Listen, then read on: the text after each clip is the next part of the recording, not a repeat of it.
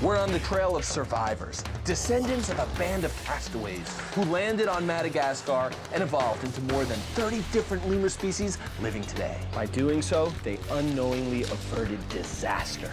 Because monkeys, smarter and more aggressive, evolved on mainland Africa and outcompeted all the lemurs living there, driving them to extinction. So we're searching the island sanctuary of Madagascar for the descendants of the ancestral lemur.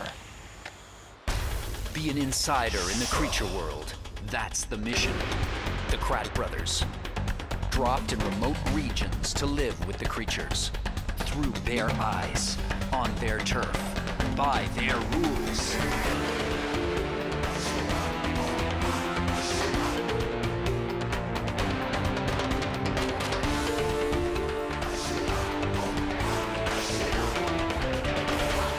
Be the creature.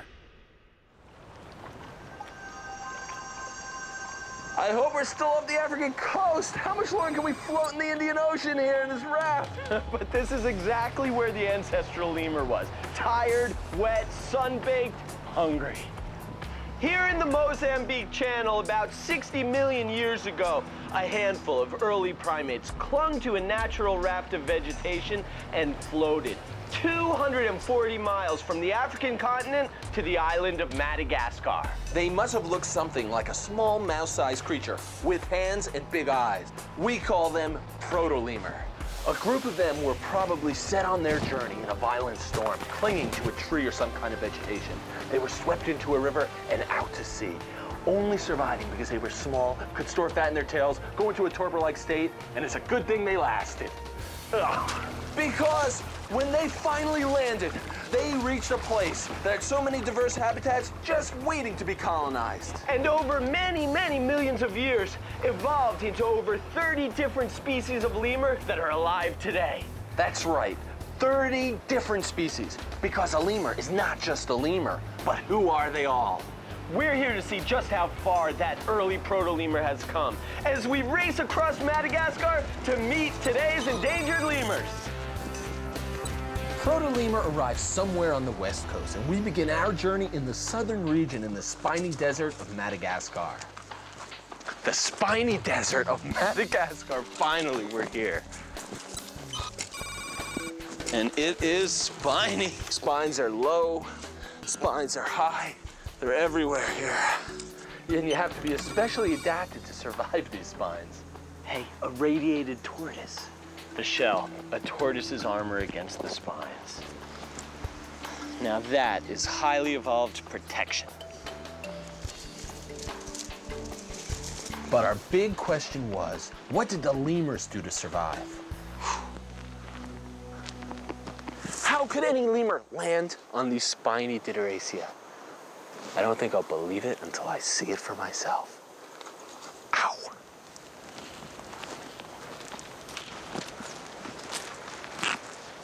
Hey, Chris. There they are. Sifakas. Sifaka. Talk about an evolutionary leap. It took millions of years for proto-lemurs to turn into this long-limbed tree-jumping specialist. Here they come, Chris. Get ready. I'm rolling. Whoa! Yes. That was incredible. I still can't believe it. What a jump. 12 feet. One to the other, full weight on these spines.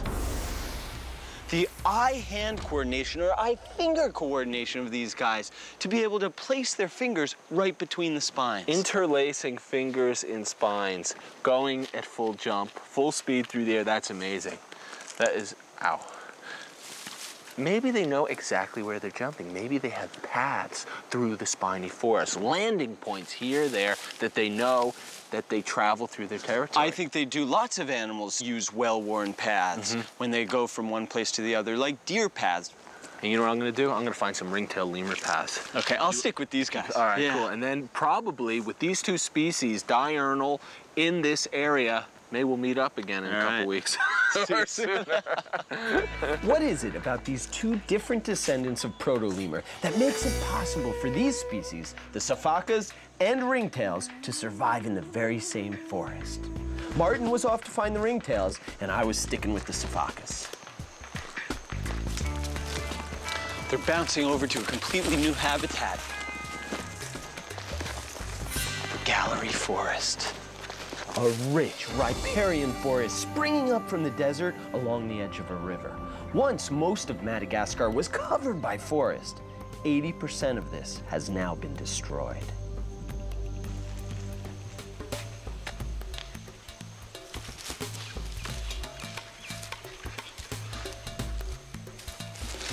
Incredible leaping ability. That's what sifaka lemurs are known for.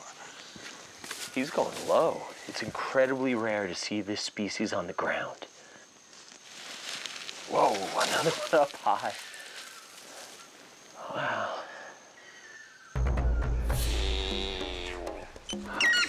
All right, the giant kua. What a call.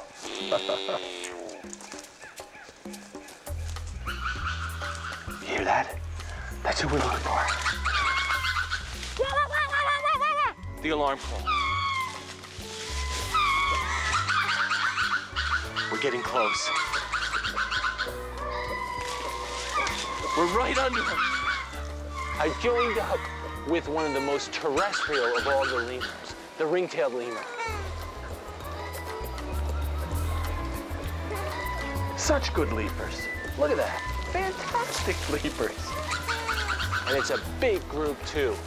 Looks like there's between 25 to 30 of us. The largest group of any lemur species is made up of ring-tailed lemurs.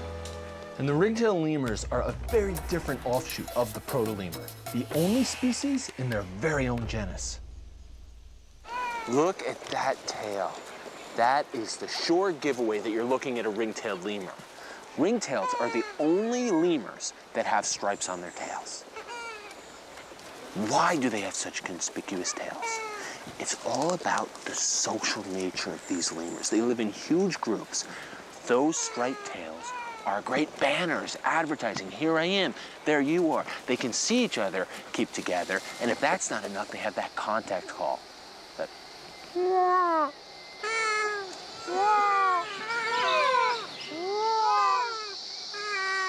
Wonder if Chris is hearing this.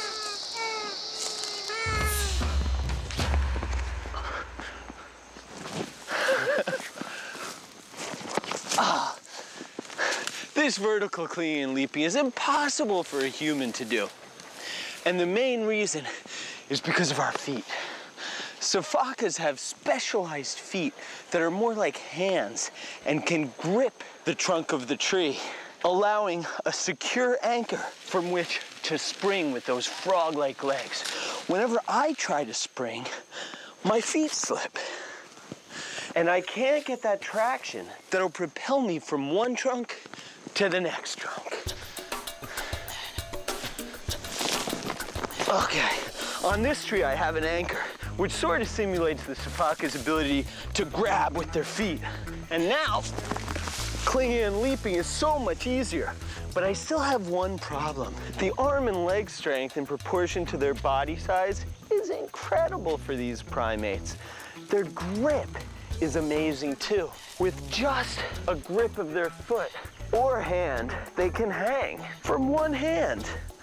Now this is so tiring for me, but they can do it for a long, long time.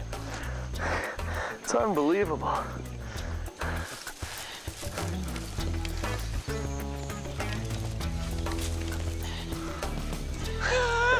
One thing sifakas love to do is play. They're like two ping pong balls chasing each other through the trees. Hey, can I get in on this? These young sifakas are curious.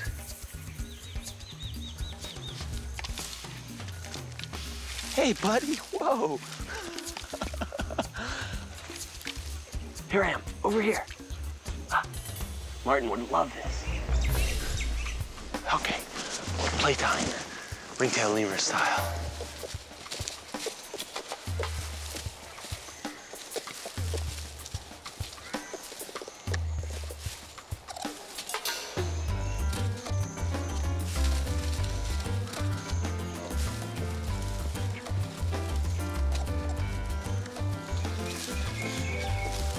This is windy weather, nice and cool. And it brings out the frisky spunk in these lemurs. They're up like this, boxing at each other, and then racing around the trees. Even a tail grab. They get so excited, these males, when they play. They grab their tails and sit there and rub the scent from their wrist glands on their tails. Now, this is play now, but it's a precursor to the stink fight, which is a ritualized way males do battle during the mating season. First, they spread their scent all over their tails. They do a handstand, and the tail goes over the head, and they throw the stink at the other one, intimidating him, trying to get him to back off. That is uniquely ringtail lemur. And smell is more important to lemurs than any other primate. See, in a dry forest like this that has some openings, especially when the area's been disturbed by humans, being able to come to the ground is really important in this part of Madagascar. Chris is lucky, though. Sometimes the sifaka come to the ground. Are you guys heading down? Whoa. On the ground, we are in for some spectacular leaping. This was something I'd always dreamed of seeing. The tree specialist was hitting the ground. Wait for me. Leaping lemurs, look at these guys go.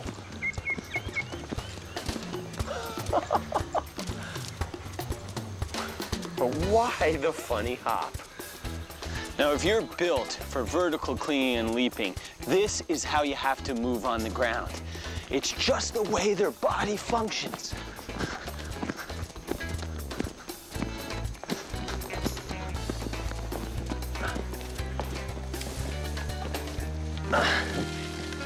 Into the tree for a safety break, look for predators, then off again. They spread their arms for balance and use those leaping legs kind of like this. They cross over one another, they leap really high, body upright, and sideways to the direction you're traveling. Arms out for balance, sometimes crossing in frog-like leaps. But it really takes the wind out of you. So sifakas have to take a break every now and then, especially those mothers with babies.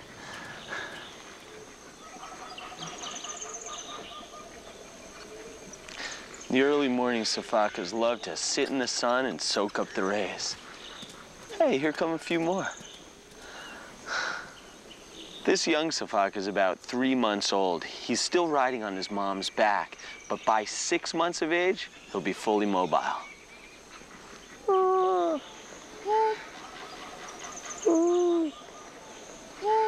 That's a sifaka contact call.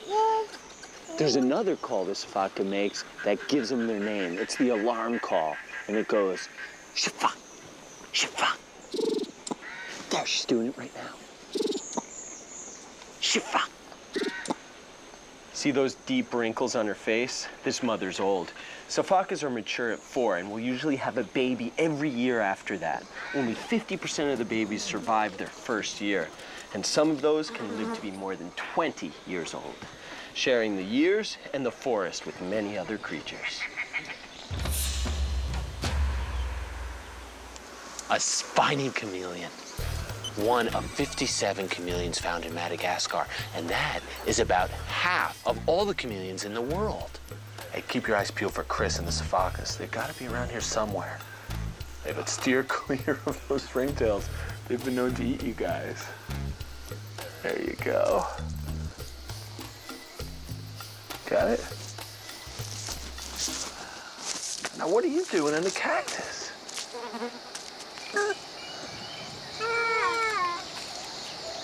I can't believe they choose a cactus, though, to sit in.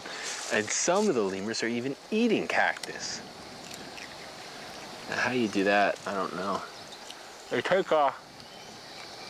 huge bites of it. It's pretty fleshy stuff, but you do have to watch out for spines. Ow! Just take off chunks. So the ringtails were taking advantage of cactus, but what were the sifakas surviving? Flowers. It's like eating a cotton ball. Leaves, that's a favorite. Sifakas live in small groups of about 4 to 12, and like many lemurs, females are the dominant ones of the group. If a female wanted to eat where this male is eating right now, she'd come in and chase him away. He's into some good fruit up there.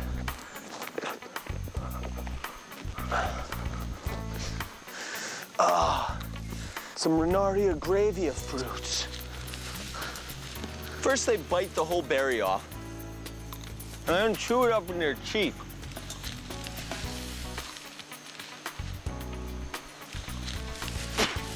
And spit out the seed. Sifakas and ringtails both devour these fruits, but it's the food they don't share that allows them to coexist. Eating on the ground, the big difference between the ringtail and other lemurs. It looks like this is a creature with two heads. One big head and there's a little identical head right on top. Riding jockey style. That's a way to travel, isn't it? Oh, here's an underslung baby. Look, riding on the mother's belly. That's how they ride when they're really young. So right there are the two ways that the parents carry their infants, because they need their hands free to climb, feed, and move with the group. Even the mom with the baby can really move on the ground. Wow. Look at them go. Ringtail lemurs can bust out into a full-on gallop. They can really stretch it out, completely comfortable on the ground. We're on the move. Martin and I were following our individual troops as they followed the food sources, much as proto-lemur and its descendants had been following theirs for millions of years.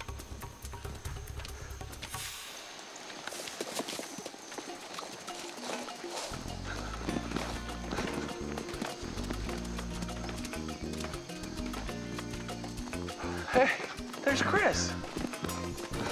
Hold those tails up high. You can't miss us. Ringtails. And Martin, he found them.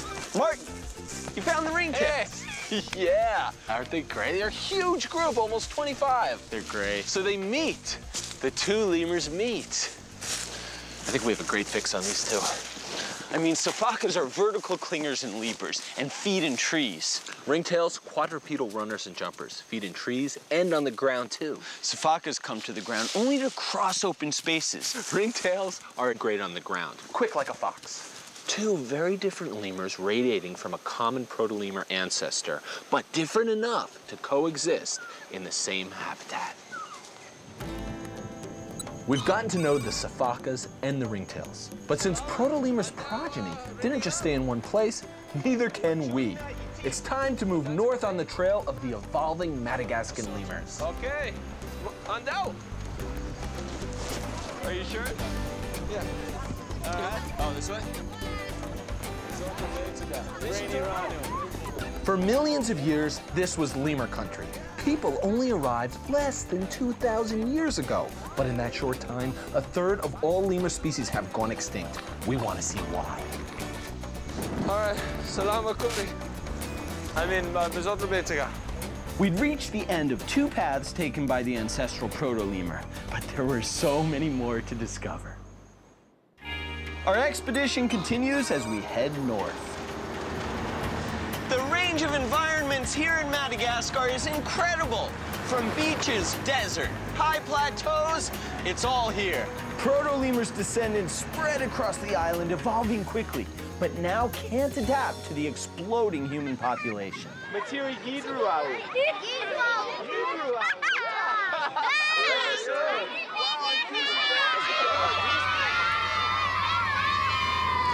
We're brushing up on our Malagasy because it's really fun to be able to speak to the local people in their language. Chris, what is the word for big? Lehebe. Nice. What's you like? You like is tianao. Oh, right. Okay. So it's like tianao maki. I like lemurs. We were now driving through disturbed forest, where lemurs are increasingly hard to find. The black and white ruffed lemur, once common up and down the East Coast, is now rare. Today, it's heavily hunted for food, so it's a double whammy. hunted towards extinction while its habitat shrinks. And it's a unique lemur line, the only large lemur who leaves their young in nests.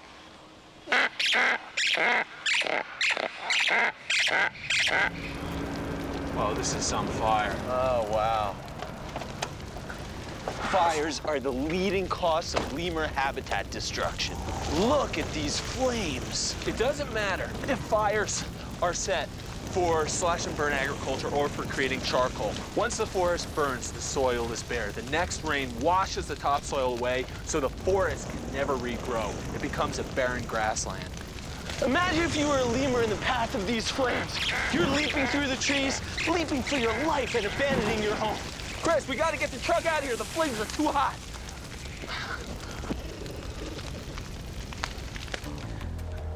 This was once a rainforest filled with lemurs. And now it's been turned into this massive rice paddy. And they were huge trees that they burned or felled, dug up the roots, moved all this earth. It's amazing. Probably never realized that the lemurs were gonna become extinct because of it. Nice pig.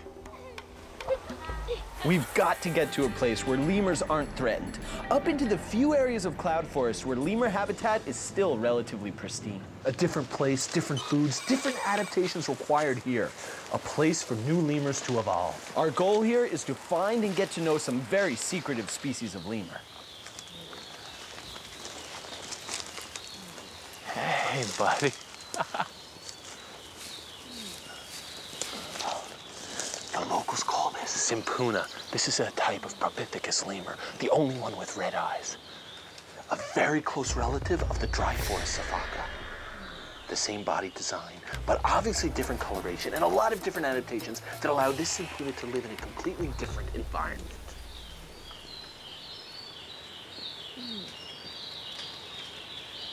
Look at this. Right in here, can you see him? Look at these fruits he's eating. Chris, they look like big olives. These simpuna are seed predators. They actually kill the seeds by eating them. Yeah, and the dry forest sifaka ate the fruit and spit out the seeds. Martin, I'm gonna go up and get some of those seeds. All right, I'll spot you down here. Whoa, look out! They're falling on me! Hang on, I'll get one. Got one. All right.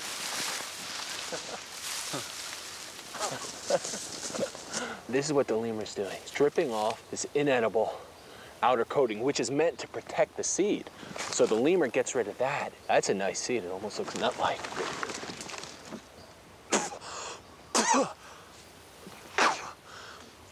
That is not edible for me. It's soaked with a nasty latex. Lemurs, like these simpuna, they eat what's available in the forest. Different weeks of the year, they're eating different things. And that's why having a pristine forest is so important. If any trees disappear, that might be the critical tree that provided the fruit that got them through a certain month. The terrain was getting rougher here. And these rainforests contain a little creature that was getting pretty rough on us. Ah, massive blood stain. Another leech got me.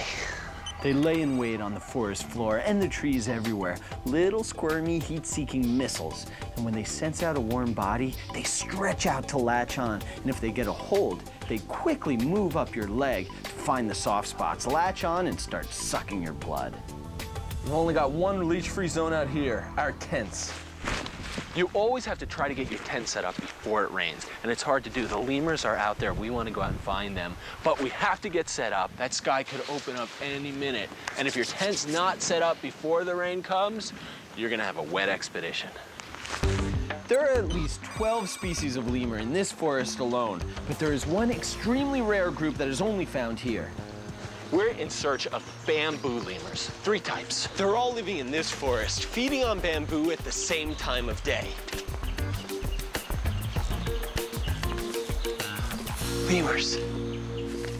Where? Yeah. Gray bamboo lemur, there. The size of a squirrel. Hard to keep up with. Martin, come on, he's up here. This terrain is tough. And it's so much easier for them to move through here because they can go from branch to branch, tree to tree. But for us, slipping and sliding on the loose leaves of the mud, These lemurs are giving us a run for it. The gray is the smallest bamboo lemur. And also the quietest. This species is one result of adaptation to the once plentiful bamboo resources. He eats parts of both bamboo species in this forest, the giant bamboo and the viney bamboo. It's a much more manageable size for these small squirrel-sized lemurs. And here's the technique. With the back teeth, and do the corn on the cob motion. And then with their little hands, break, twist, and that's the stuff they're looking for. I'm really itching right now here. Do you see anything? I think it might be when I ate that bamboo. They have these hairs on the new shoots that protect. Looks like you're a clown or something with an extended smile. That's great. One bamboo lemur down, 2 more out there somewhere. The golden bamboo lemur, way up there with the bamboo leaves. This lemur was a surprise and recent addition to science's evolutionary tree, only discovered in 1986. This is a new bamboo shoot filled with protein but protected by cyanide, and only the golden bamboo lemur can eat it. This part of the bamboo has such high levels of cyanide that it can kill a rat in a matter of minutes. But the golden bamboo lemur is a cyanide specialist. They can eat this, getting past the bamboo's defense to the great protein inside this fresh young shoot. And only they can eat it, so it gives them a great competitive advantage. It separates them from the other bamboo lemurs, allowing 3 species to live in the same forest. So that was the golden bamboo lemur, a medium-sized primate known to science for less than 20 years. But there is also a third bamboo relative, once thought to be extinct, but then rediscovered. And that's who we're after next. In secret places, pockets like these off the beaten track, that's where the surviving greater bamboo lemurs hid out, until they were rediscovered only very recently. Wow. Unbelievable. Wow, can't pass this up.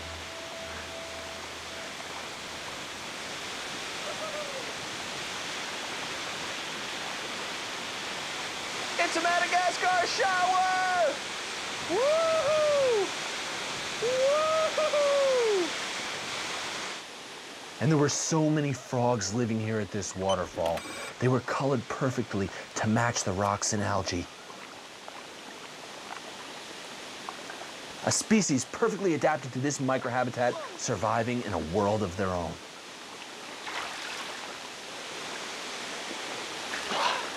Check it out, a Malagasy crayfish. It's huge, and this one's a female. You can see her eggs right underneath her tail. They're bright orange. We gotta get her back in the water so she can oxygenate those eggs. Madagascar is full of hidden pockets of animal life. Looking for lemurs, they're the biggest and furriest creature out here, but they share this forest with so many other life forms. The reptiles, The amphibians. the insects, This cloud forest just pulses with life. so many chameleon species devouring so many insect species. There are unbelievable numbers of endemic birds. The nest of a paradise flycatcher. And there's a little pink egg inside. Let's back off and see if the parents will come back.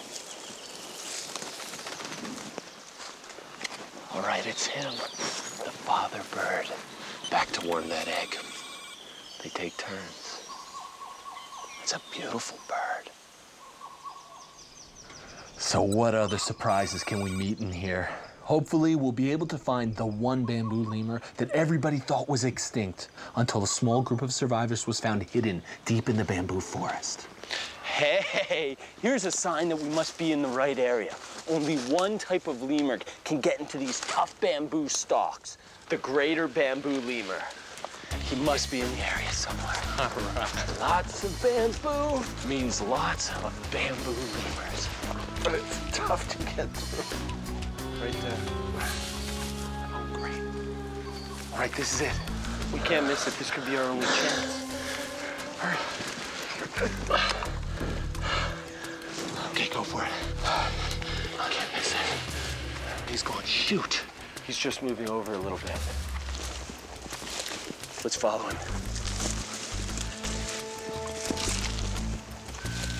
Okay, here he is. Got him. Hello, greater bamboo lemur. He's a third surviving offshoot of the bamboo lemur stock with a very unique ability. Here's the greater bamboo lemur's specialization in action. They bust through the stalk, get it inside to the woody pith, peel it off in layers, and just munch it up.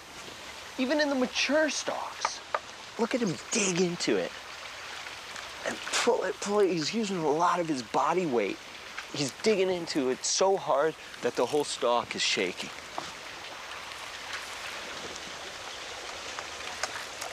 So what exactly does it take to eat this bamboo? Wow. Now this stuff is pretty tough. We can't even get a strip with our teeth. You gotta use your knife to cut into it. You can see how strong it is. Bamboo, but it's like wood. Wow, that's tough stuff. I can't even get it after you've made the cut. Let me You gotta try cut it. down again. There Okay, we go. there we go. And then, Okay. yes, Oh, then you okay. can strip. If you get into the grain, across the grain, you can pull the grain down. Amazing. Oh, yeah. But this is the hard stuff. The amazing ability to get through this stuff and get to the food inside is what sets the greater bamboo lemur apart from all other lemurs. So many species have gone extinct, we'll never have the chance to see. This is one reprieve. This is one lost animal that's been found. Hear that? They don't make a lot of sounds, but most of the sound they've made so far is when they're telling another lemur not to come too close because they've got this bamboo to themselves. Whoa, this mom's really talking. Chris, the baby's right here. Oh, yeah. See how trusting she is? She's bringing her baby right in. Oh. Did you hear him? He's talking. Wow. That 2-week-old youngster is already showing white ear tufts, the trademark of the greater bamboo lemur. Without this specific species of giant bamboo in stands large enough to support a good population of these lemurs, greater bamboo lemurs would simply not exist. Right, buddy? Do you know how special you are? Now you're gonna be on TV. I'm gonna make you look so good, because you're gonna be a star. You're a bamboo-eating star. Sunset in the cloud forest on the 12th day of our expedition. We'd slept through the day to get ready to investigate the nocturnal creatures. At dusk, we were ready to go. For weeks, we've been focused on the lemurs, but Madagascar has carnivores too. Civet species whose ancestors arrived around 20 million years ago, perhaps in the same way as the proto-lemurs. That's Galidia. A smooth, quick little barbarian. Very mongoose-like. That's a cool orange color. He was caught in a kind of snare. I don't know how he got out of that one. But they are intelligent. And good enough tree climbers to go after small lemurs. A close cousin, Phaneluca, is more terrestrial and nervous. They like to eat frogs, insects, geckos, whatever they can find in the leaf litter. Phanelucas are nocturnal, and this one's getting an early start. The darker the night gets, the bolder Phaneluca becomes. Phaneluca's still out foraging for food. Worm. Got it. Slurp.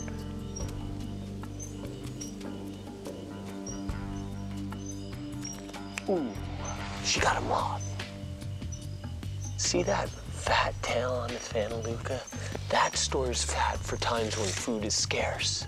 And the vivarid ancestors got to Madagascar the same way as proto-lemur, on a raft, storing fat in the tail, slowing their metabolism, surviving the journey. To this day, the lemurs that most closely resemble proto-lemur store fat in their tail, like the dwarf lemur. Its overall body shape and size is very similar to what the proto-lemur must have looked like. Or it could have been a little smaller. Like the smallest of all living lemurs, the mouse lemur. It's unknown which of these two small nocturnal lemurs the proto-lemur most closely resembled, but one thing is for sure, as a group, they haven't strayed far from the original proto-lemur. Ah, a nocturnal lemur. The smallest primate in the world, the mouse lemur. This mouse lemur, one of the closest living look-alike to the proto-lemur that came here.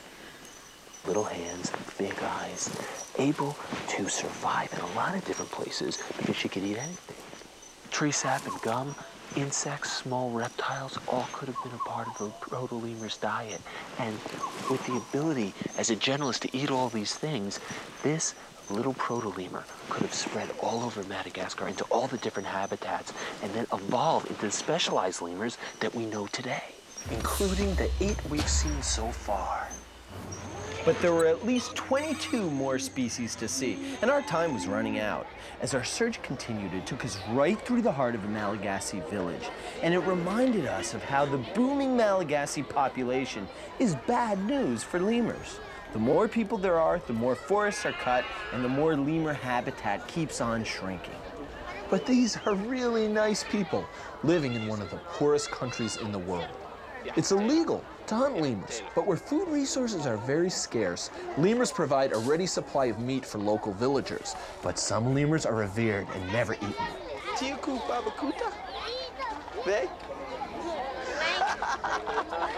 We stocked up on some provisions. Chris, you have that bag? I found the Vari. Okay. Here, you need the bag? Yeah. Okay. All right, now we are ready to get back into the forest and find the largest living lemur, about the size of these kids. Aisha.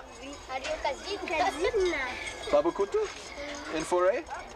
Just wait till you hear this lemur's call. It is incredible. Gotta get some more words. I know. Friends. Veluma Sakaiza.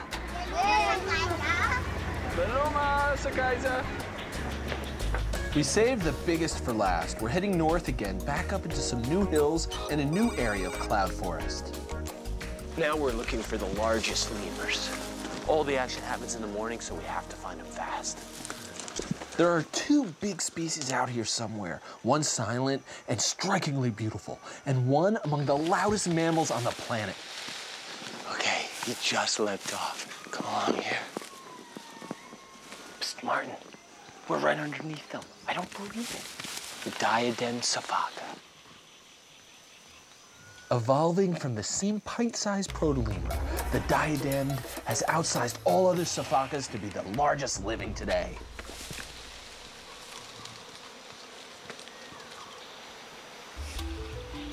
This lemur is definitely a contender for one of the most beautiful lemurs in Madagascar and one of the most beautiful primates in the world.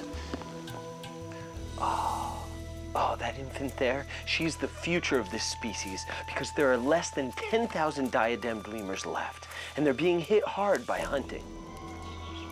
That sound, that's not these guys. You hear that, Chris? Up ahead. I hear something. Oh, jeez. Oh yeah, this way. Another lemur shares his forest with diademed. It's big, loud, the indri. It's not gonna last long.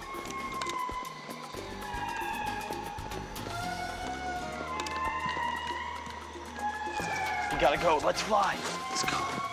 The indri were singing. We had to get to them before last call.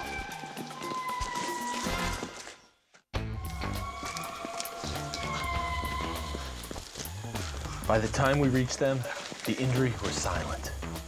So now we just had to wait until they started calling again. Or better yet, find them before they called.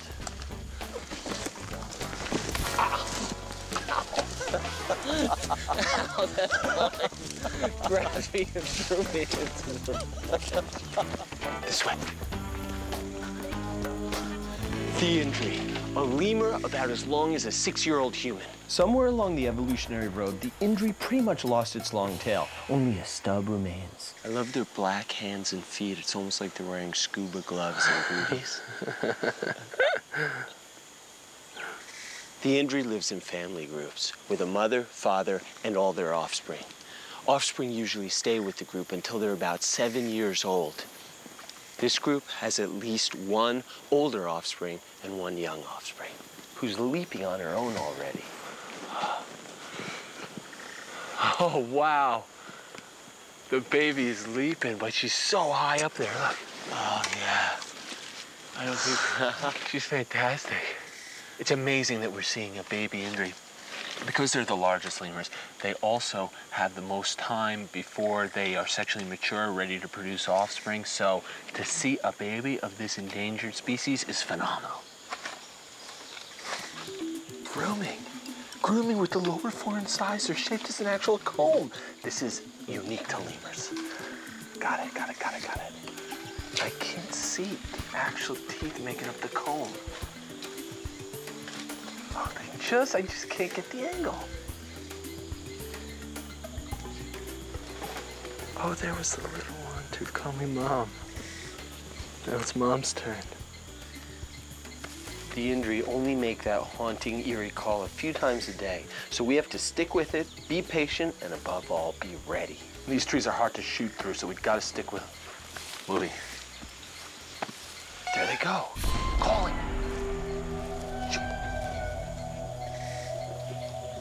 Can you see an angle? Right through there. Perfect, help me. Perfect. It's cool, just help me, it's not over yet.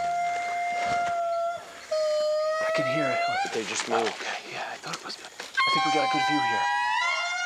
That is the call of the indri. I can hear her, but I can't see her face.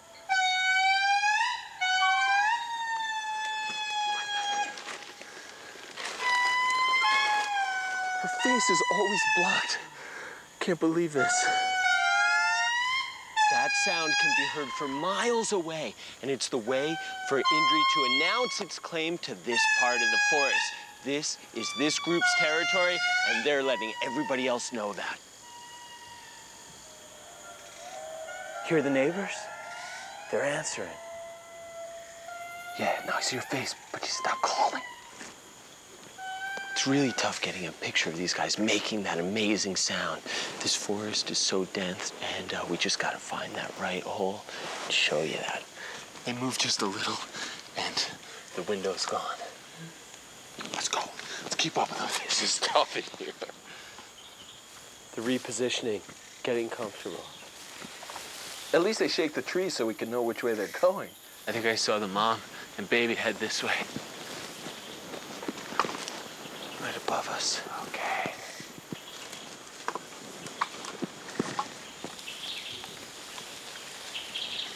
Here they are.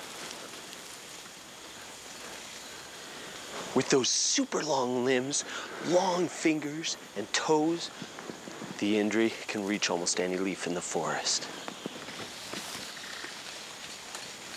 Look at those greenish eyes. They're amazing when they stare at you. It looks like they're staring right inside you. They've balled up into that sleeping position of the indri, and they'll rest for a while. If we were lucky, we'd have one more chance. Maybe they'd do one more chorus. Our only hope was to stay with them and be ready.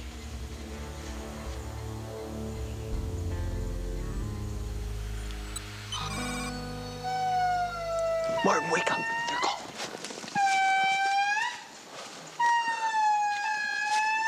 Her mouth is so red. She holds it so wide open. It's amazing.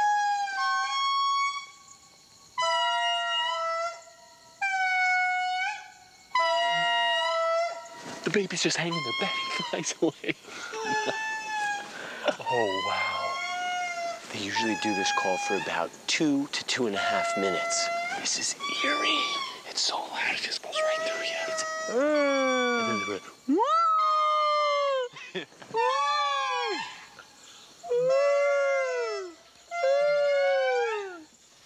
Don't know if you noticed, but there's the tooth comb, right there. Those 4 lower incisors modified into what is a built-in comb.